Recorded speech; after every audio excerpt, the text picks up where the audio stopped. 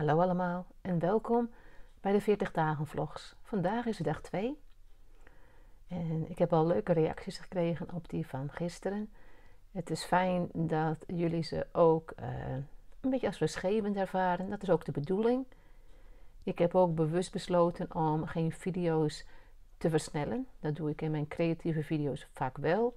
Ik ga wel knippen en plakken natuurlijk, maar ik heb zoiets van gewoon alles real time, gewoon hoe ik het normaal doe.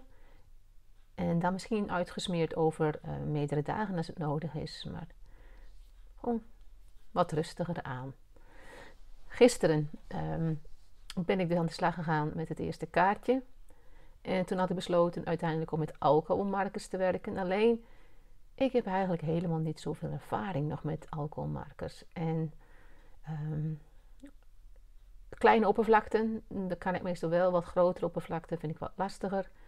En ik had ze ook al een hele tijd niet gebruikt. En dat kon ik wel merken toen ik hiermee met de camera erop mee bezig was. Dat ik echt ik kwam af en toe achter en denk van, oh, dat had ik beter niet kunnen doen. Of, oh, dat werd net iets anders dan ik dacht.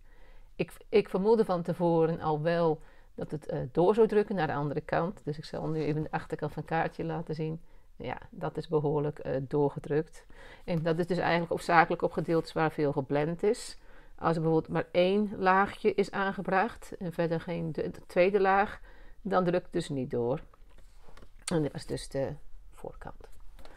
Maar op zich was ik wel tevreden met het effect.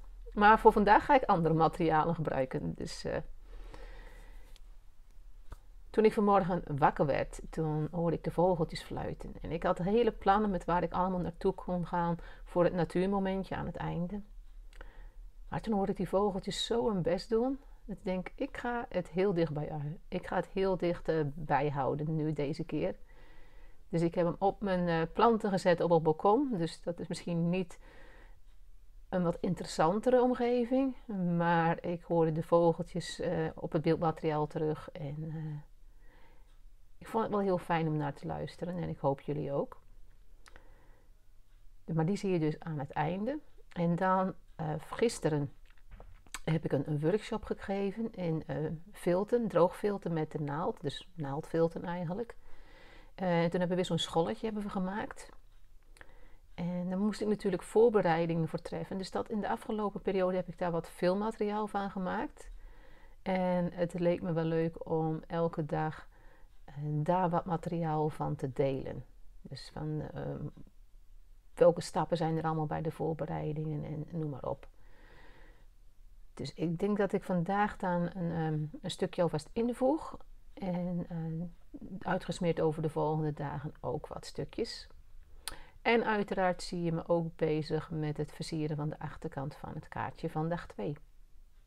Zometeen heb ik een vrijwilligersdienst bij het museum.